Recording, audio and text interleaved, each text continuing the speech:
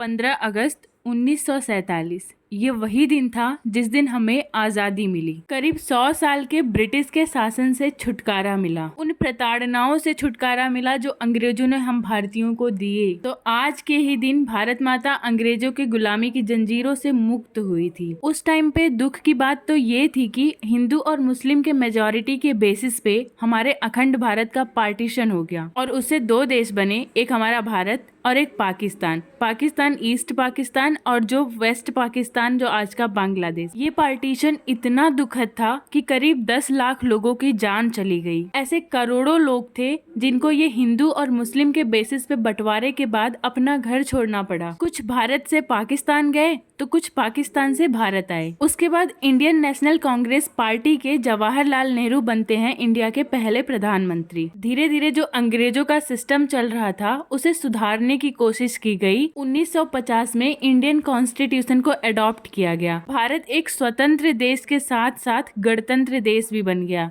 एक democratic country बन गया। आजादी के बाद भी भारत ने कुछ बुरे दिन भी देखे हैं, जैसे रिलीजियस वायलेंस, नक्सलिज्म, टेररिज्म और कुछ सेपरेट करने वाली जैसी चीजें। भारत अपने जमीन के लिए आज भी लड़ रहा है, फिर चाहे वो पाकिस्तान हो या फिर चाइना। इसी के चलते 1962 और 1967 दो बार चाइना ने वॉर स्टार्ट किया कश्मीर को लेकर के। 1947 में, 1965 में, 1971 में और 1999 में 4 बार पाकिस्तान ने वॉर स्टार्ट किया। 1971 में पाकिस्तान के पास यूनाइटेड स्टेट और चाइना का सपोर्ट भी था। आज भारत एक न्यूक्लियर वेपन स्टेट बन गया है, जिसके लिए भी इसको स्ट्रगल करना पड़ा न्यूक्लियर टेस्ट के लिए। इंडियन इकोनॉमी को भी बहुत सफर करना पड़ा, फिर चाहे वो करप्शन है, चाहे स्ट्रिक्ट रूल्स थे या फिर और बहुत सारे रीजन थे उनकी वजह से। 1991 के बाद ऐसे बहुत सारे चेंजेस हुए जिसकी वजह से आज इंडिया दुनिया की 5वीं सबसे बड़ी इकोनॉमी है। यहाँ तक कि G20 देशों में इंडिया ही सबसे टॉप पे है, जिसकी फास्टेस्ट ग्रोइंग इकोनॉमी है। भारत की पॉपुलेशन भी ग्रो हुई, इकोनॉमी भी ग्रो हुआ, मिलिट्री भी ग्रो हुई। अब बात करते हैं 1960s की।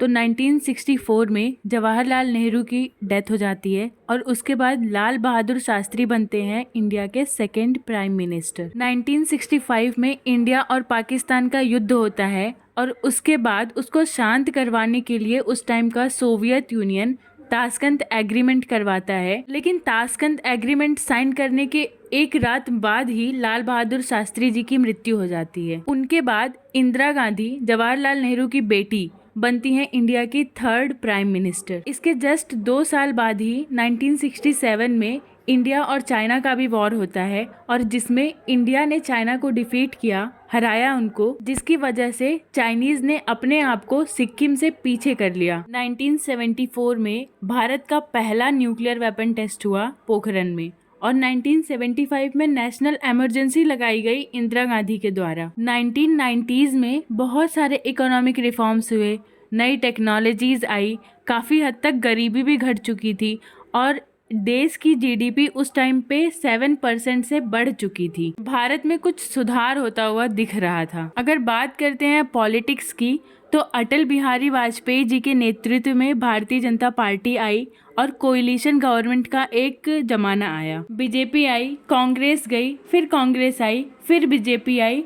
2014 में भारत के प्रधानमंत्री बनते हैं भारतीय जनता पार्टी के नरेंद्र मोदी। 2020 में कोविड-19 जैसा पेंडेमिक आया जिसमें बहुत सारा लॉस हुआ, कितनी सारी जानें गई, बहुत लॉस हुआ। इंडिपेंडेंस के बाद 1969 में इसरो का फाउंडेशन हुआ। 1975 में भारत की सबसे पहली स्पेस सैटेलाइट आर्यभट्ट लॉन्च हुई। भारत चंद्रयान मिशन के थ्रू मून पे गया। अब चंद्रयान 3 लॉन्च हुआ है, अब ये सॉफ्ट लैंडिंग करेगा on the moon. Mangalyaan mission के थ्रू मार्स पे गया। आज भारत एक न्यूक्लियर वेपन स्टेट है। कोविड-19 के टाइम पे भारत से वैक्सीन बन करके विदेशों में गई। एग्रीकल्चर को बढ़ाने के लिए ग्रीन रेवोल्यूशन हुआ, मिल्क से रिलेटेड व्हाइट रेवोल्यूशन हुआ, विमेन एम्पावरमेंट पे फोकस करता है आज का भारत। भारत के इंटरनेशनल रिलेशंस भी काफ़ी अच्छे हैं।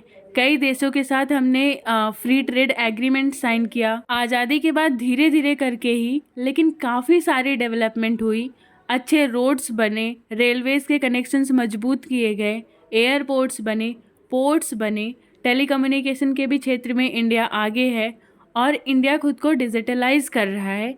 डिजिटलाइजेशन ऑफ द इंडिया भी हो रहा है। भारत स्पोर्ट्स के भी फील्ड में आगे बढ़ रहा है। पहली बार 1951 में एशियन गेम्स को होस्ट किया था। आज की डेट में बहुत सारी कंट्रीज भी इंडिया को रिस्पेक्ट के नजर से देखती है, एक इम्पोर्टेंट देश मानती है। इंफ्रास्ट्रक्चर में भी काफी डेवलपमेंट हुआ है। 1947 में अंग्रेज एक सोने की चिड़िया को लूट करके लेके चले गए थे, लेकिन आज भारत फिर से एक स्ट्रॉन्ग कंट्री के रूप में एमर्ज हो रहा है। Thank you for watching the video. Wishing you all a very happy Independence Day.